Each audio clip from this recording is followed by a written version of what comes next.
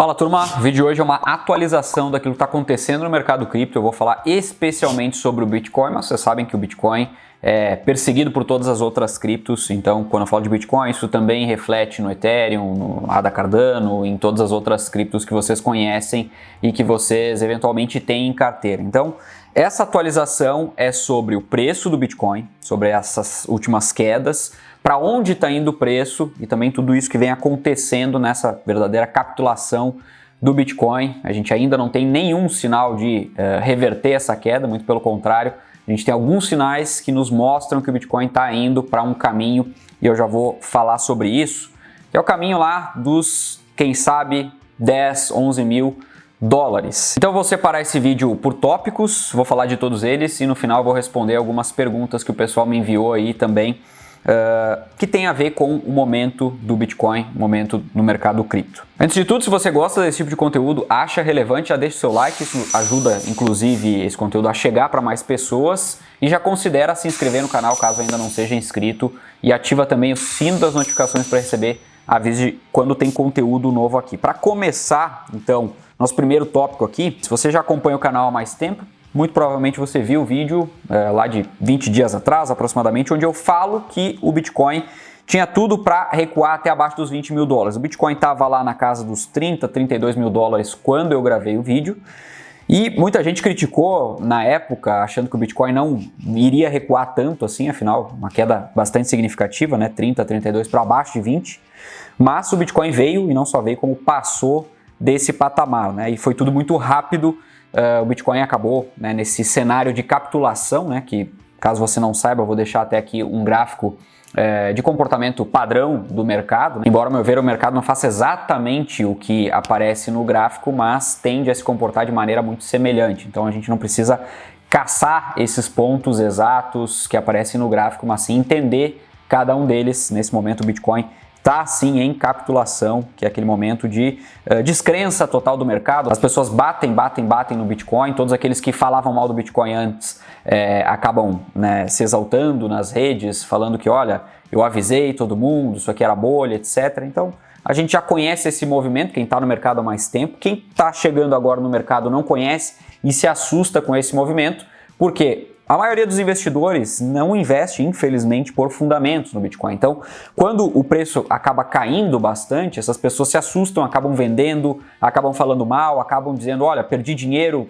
vou sair, isso aqui não é para mim, era golpe, etc. E as outras pessoas que estão de fora, que são a maioria, acabam, né, defendendo que o Bitcoin era realmente uma bolha, etc., que o Bitcoin morreu, aquela coisa toda. Então, aqueles poucos investidores que realmente compram Bitcoin por fundamento, espero que seja o seu caso, acabam ficando acuados ali, porque todo mundo bate no Bitcoin, inclusive quem estava do lado antes, né? Então é muito difícil comprar nesses momentos, justamente porque parece que está tudo contra, né? O preço está contra, todas as pessoas estão contra, o mercado está contra, etc. E o cenário vindouro também não é muito favorável, então tem que ter muita coragem para comprar nesse momento. Só que quem compra em momentos de grande aversão a risco é justamente aquele que vai colher os bons frutos lá na frente. Tem muita gente que fala hoje, poxa, se eu tivesse tido a oportunidade de comprar Bitcoin lá a 3 mil dólares, a 2 mil dólares no passado, seria muito bom hoje, eu estaria muito feliz, pena que não tive a oportunidade. Aí quando o mercado recua bastante, essa pessoa simplesmente tem medo de comprar, né? Não dá para entender muito bem o comportamento olhando para trás, olhando no retrovisor, mas quando a gente está vivendo esse momento, como é o caso agora, a gente acaba entendendo porque não existe compra a bons preços sem que seja ao som dos canhões, como fala o próprio Warren Buffett. Então vamos lá, vamos seguir aqui. Eu falei dos 20 mil, Bitcoin viria abaixo dos 20 mil, né? Expliquei todos os motivos pelos quais eu achava que o Bitcoin deveria recuar até esse ponto, né? Quem acompanha o canal sabe que tudo que eu falo aqui é com base em indicadores, com base em bastante estudo, não uso só um indicador, não gosto dessa análise simplista e tenho lá minha forma de analisar o ativo de acordo com os estudos que eu desenvolvo. E esses estudos são estudos meus, quero deixar bem claro que aqui eu manifesto a minha opinião, não indico compra, não indico venda para ninguém, muito pelo contrário, eu somente exponho tudo aquilo que eu estudo aqui para quem me acompanha, inclusive com a pele em risco sempre falo o que eu estou fazendo no momento e vai ser o caso também ao longo do vídeo de hoje. Então, o que a gente tem hoje para o Bitcoin? Depois de ter recuado abaixo dos 20 mil dólares, como eu falei anteriormente, ele realmente veio, né? Nesse momento aqui o Bitcoin está em 18.700 aproximadamente, 18.900 agora, mas caiu bastante ainda, né? A gente está hoje dia 18/6, eu estou falando aqui às 19h30, e eu vou falar agora sobre o cenário, que é bastante negativo. Então esse é o nosso segundo tópico, né? Quando a gente olha para todos esses cenários, para todos esses indicadores, a gente vê que o cenário é sim bastante negativo para o Bitcoin, e é por isso que eu acredito que o Bitcoin vai recuar ainda mais. Ele não parou aqui nos 20 mil, né? Existia essa possibilidade dele lateralizar, parar nos 20 mil, existia um suporte, não era o maior dos suportes, embora fosse um suporte bastante importante, mas realmente ele rompeu, e aqui eu trago alguns indicadores, né? Por exemplo, nos intra-halvings, ou seja, de 4 em 4 anos tem a halving do Bitcoin, que é quando caem lá pela metade as recompensas dos mineradores, e aí dentro desse momento da halving, né, desses mais ou menos de 4 em 4 anos aí, o Bitcoin recua bastante em dado momento, né? Então ele começa o período de halving subindo bastante, né? A gente viu isso nos ciclos anteriores, e depois em dado momento ele começa a cair, recua bastante, tenta dar uma reagida e depois segue recuando mais ainda. Eu já mostrei em outros vídeos aqui, mas vou repetir, né? Nos intra-halvings anteriores o Bitcoin chegou a cair 87% e depois no próximo cerca de 85%. Se a gente fosse basear nisso, né, enquanto o Bitcoin pode recuar, como é que foi o comportamento nos outros, supondo que ele fosse buscar aí entre 82% e 85%, para ficar ali numa média daquilo que ele caiu das outras vezes, né, e a diminuição da queda de um ano para o outro, né, ou de uma halving para outra, perdão, a gente poderia chegar aqui de 82% a 85%, entre 10.500, né, 10.500 dólares de preço e 12.500 dólares. É isso que mostra aqui, se a gente fosse se basear de fato no que aconteceu nos intra-halvings anteriores, né? Então esse aqui é só um dos pontos nos quais eu me baseio, e aí você pode tirar suas próprias conclusões. Outro ponto é que o Bitcoin perdeu o suporte ali na região dos 19, 20 mil dólares, e o próximo é justamente ali bem próximo do que eu falei, na casa dos 11 a 13 mil dólares. E eu já vou mostrar isso aqui para você na tela. Então olha só, o Bitcoin inclusive hoje está reagindo, e reagindo muito bem depois da queda que teve aqui para os 17.500 dólares. Está agora nesse momento 17.300, né? Inclusive de quando eu comecei o vídeo para agora, ele já deu uma pernada aqui, né? Uma reagida, bateu lá no fundo, voltou. Mas vamos analisar o seguinte aqui. Aquela região que eu falava anteriormente era essa aqui, ó. Então, como ele rompeu, qual é o próximo ponto de resistência e suporte mais forte? É justamente aqui, ó. Como eu falei, 13 mil dólares. E aí, se a gente baixa um pouquinho aqui, a gente vai lá para os 11 mil dólares, né? É mais ou menos onde ele fez aqui suportes e resistências em períodos passados, né? A gente vê isso aqui, ó. Vê aqui também, aqui. Então são pontos onde o Bitcoin fez suporte e resistência, e é justamente onde tem uma defesa muito grande. Aquela barreira psicológica é ainda mais forte aqui do que aqui nos 19 e 20 mil. Então, como perdeu e recuou bastante, né? A gente foi ali para os 17 no intraday, hoje principalmente, e esse vídeo vai ao ar no domingo, no dia seguinte, né? Que eu estou gravando aqui, estou gravando no dia 18, ele vai ao ar dia 19. Provavelmente, se o Bitcoin não voltar a recuar aqui para casa dos 17, a gente pode ter sim um repique, mas vale lembrar que repique não significa nada, né? Então, independente do Bitcoin voltar a subir um pouco nos próximos dias, não significa que reverteu a tendência de queda ou a tendência de baixar ainda mais desses 17 mil que chegou a atingir aqui, ao meu ver, nesse momento. Isso está indicando uma queda maior, sim, para aquela casa lá dos 11 a 13 mil dólares. Agora vamos para aquilo que a gente tem de cenário macro e do que tem piorado em relação ao último vídeo que eu gravei, inclusive. Por quê? A inflação americana apresentou dados negativos, vindo acima da expectativa. Isso forçou o Federal Reserve a aumentar os juros, subir acima do que o mercado vinha esperando. O mercado esperava 0,5 de aumento nessa última reunião, e o aumento veio em 0,75, o que é bastante forte, significativo para os Estados Unidos. E como se não bastasse, a narrativa de uma recessão global também ganhou força no mercado, que piora também a expectativa em relação ao cenário macro, e aí existe uma grande fuga dos ativos de risco, e a gente sabe que dentre os ativos de risco, o Bitcoin é o mais arriscado, principalmente quando a gente compara com bolsa americana, por exemplo, né? O Bitcoin, inclusive, tem uma correlação muito forte com a Nasdaq, que é a bolsa de tecnologia americana, só que ele é mais sensível, né? Então, por exemplo, se a Nasdaq cai mais 20%, a Nasdaq já está em bear market lá, né? Bear market que é iniciado quando a gente tem uma queda de mais de 20%. Lá já aconteceu isso, já caiu bem mais de 20%. E, por exemplo, se a gente vier a ver uma queda da Nasdaq de mais 20%, a gente deve ver sim o Bitcoin caindo bem mais do que isso, né? Ao menos essa é a tendência do mercado. E claro que quando a gente fala de queda de 20% do Bitcoin, nem é tão grande assim, né? Já que a gente teve recentemente quedas de 17%, 18% num dia, né? Um dia de hoje, por exemplo, chegou a cair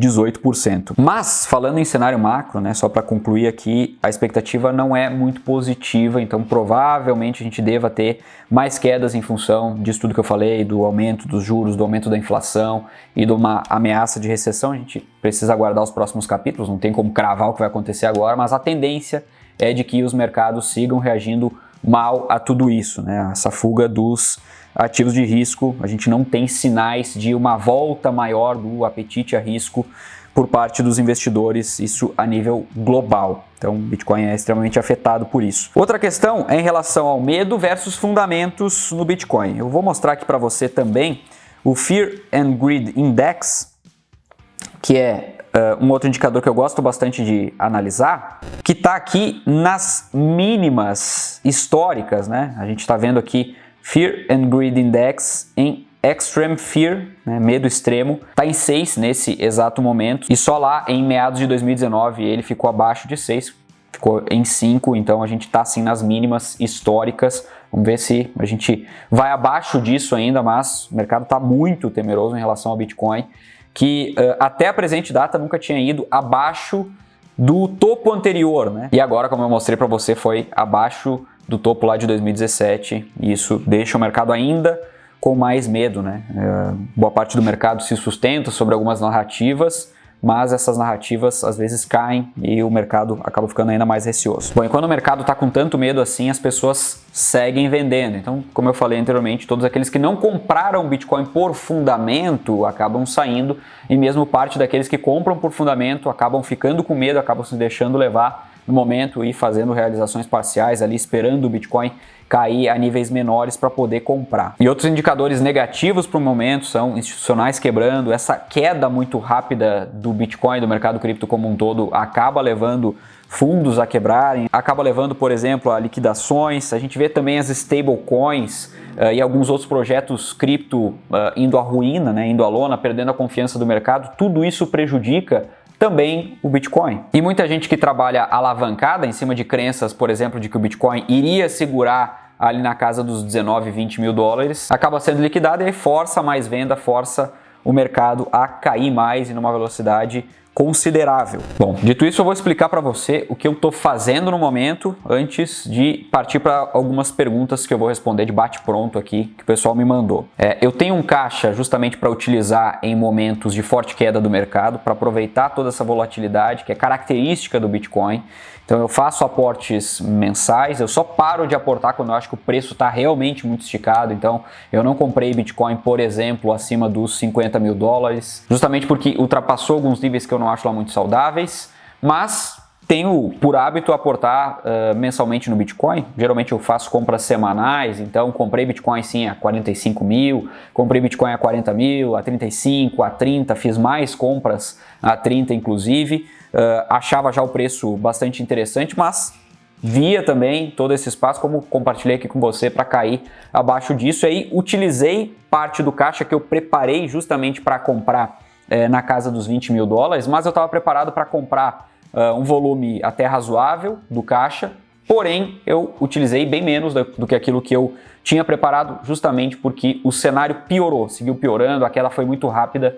E aí, como eu enxergo quedas maiores, eu segurei boa parte do caixa, fiz aportes parciais desse caixa ali justamente na casa dos 19, 20 mil. E como eu não gosto de ir contra o fluxo, dar all-in com a faca caindo, eu espero Primeiro, que o Bitcoin recue até esse ponto de novo suporte para poder fazer os aportes maiores, mas principalmente eu acabo utilizando o restante do caixa quando enxergar um sinal de reversão de tendência, que pode ou não se dar ali naquela casa dos 11, 12, 13 mil dólares. É por isso que não dá para a gente depender 100% de um cenário, porque não tem como saber o que vai acontecer no mercado amanhã, na semana que vem ou no mês que vem. A gente vai fazendo análises conforme vai passando o tempo. Eu vou compartilhando essas minhas análises aqui com você. Tudo para a gente se posicionar de maneira mais racional. Não precisa acertar a fundo, ninguém tem essa pretensão.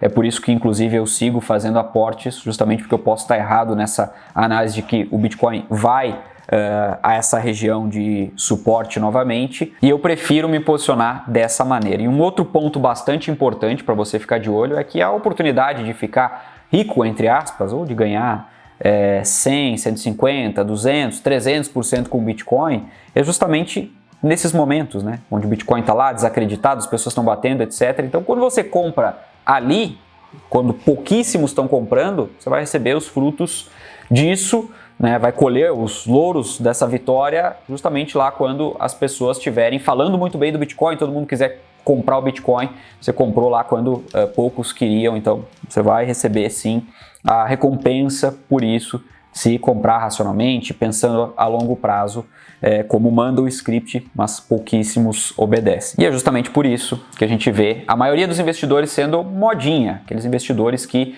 na hora que o ativo cai, disparam, reclamam, falam mal de todo mundo, responsabilizam os outros pelos próprios erros e deixam o dinheiro na mesa, como já é de costume para esse perfil de investidor. Espero que você não seja esse investidor reclamão que acaba pagando para os outros que são os mais inteligentes e que pensam de fato a longo prazo, que sabem o que estão fazendo e que buscam conhecimento e não depender de ninguém. Bom, agora vamos lá para as perguntas e eu vou responder todas curto e grosso, de bate pronto. Pedro Saraiva manda, acha que o Bitcoin chega aos 3 mil dólares? Não.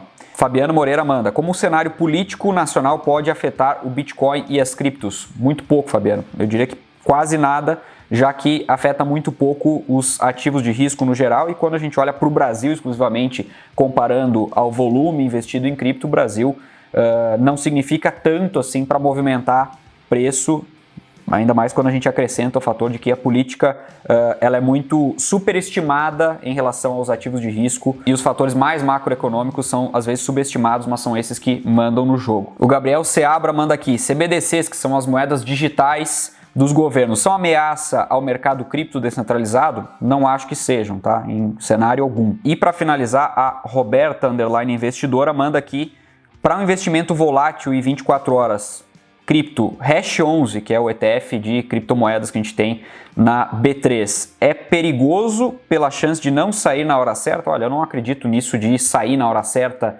ou entrar na hora certa, né? O mercado é um mercado de longo prazo, a não ser que você opere day trade, por exemplo, mas aí não é muito adequado fazer isso através de um ETF. Agora, o Hash 11 pode ser muito bom para quem está começando e não entende lá muito sobre cripto, mas quer ter sim uma exposição.